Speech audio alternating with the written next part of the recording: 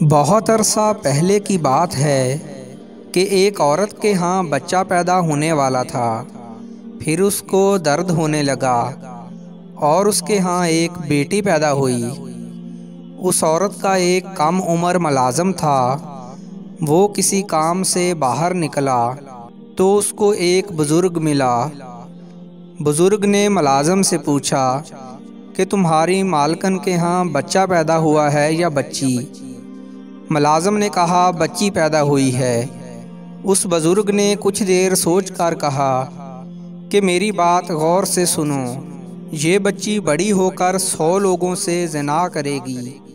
इसकी शादी भी तुमसे होगी और इसकी मौत स्याह मकड़ी के हाथों होगी। बुज़ुर्ग ये बातें कहकर चला गया और मुलाज़िम फ़ौरन वापस गया और एक खंजर उस बच्ची के पेट में उतार दिया और उसको मुर्दा समझकर फरार हो गया।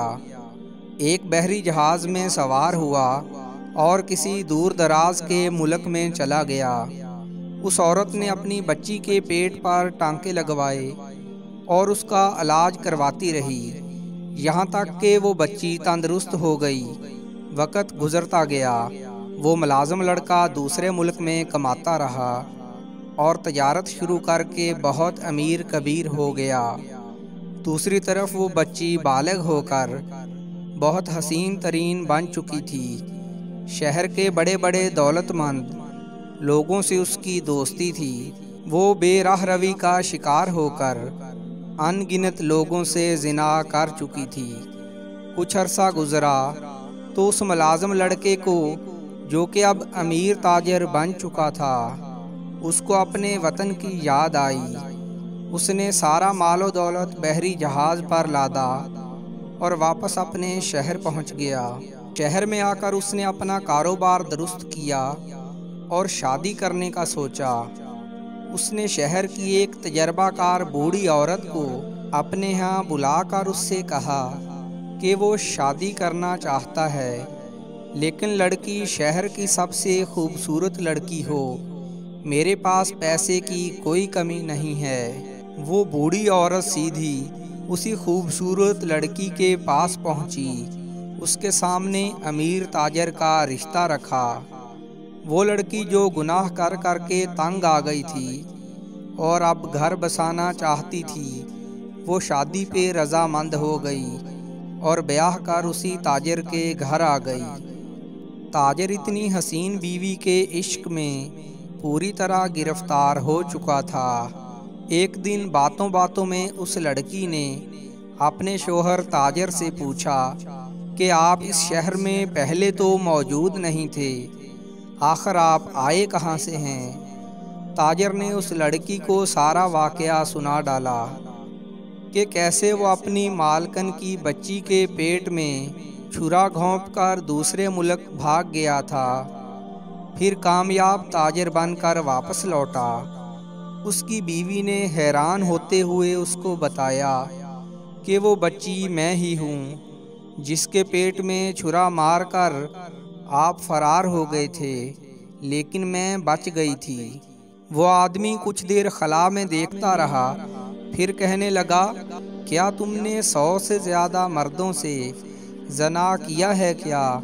लड़की ने कहा, हाँ किया है, लेकिन अब तौबा कर चुकी हूँ। वो मेरा माजी था।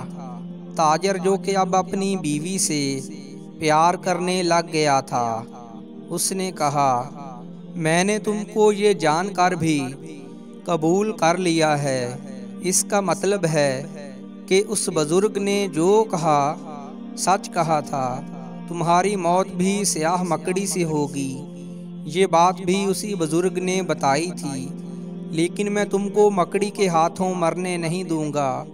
उस ताजर ने अपनी बीवी के लिए शीशे का कमरा बनवाया, इसमें कोई कीड़ा मकोड़ा दाखिल ना हो सकता था, और हर वक्त अपनी बीवी का ख्याल रखने को एक मुलाज़िम कमरे के बाहर खड़ा कर दिया।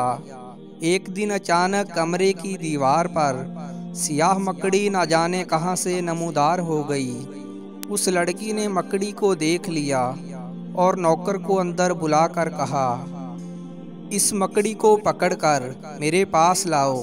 ये मुझे मारने आई है, अब मैं खुद इसको मारूंगी। नौकर ने मकड़ी पकड़ी और उस लड़की के पाँव के पास फर्श पर रख दी। लड़की ने अपने पाँव से मसल कर मकड़ी को मार डाला, लेकिन मसलने की वजह से मकड़ी के जिस्म से जहर की पीक निकली, जो लड़की के पाँव के अंगूठे पर नाखून और गोश्त के दरमियान जिस्म में घुस गई। लड़की का पाँव कुछ दिनों में स्याह पड़ गया और जहर फैलने से लड़की की मौत वाक़ई हो गई। ये सब मामला देखकर ताजिर को नसीहत मिली कि तकदीर के आगे तदबीरें नाकाम हो जाती हैं।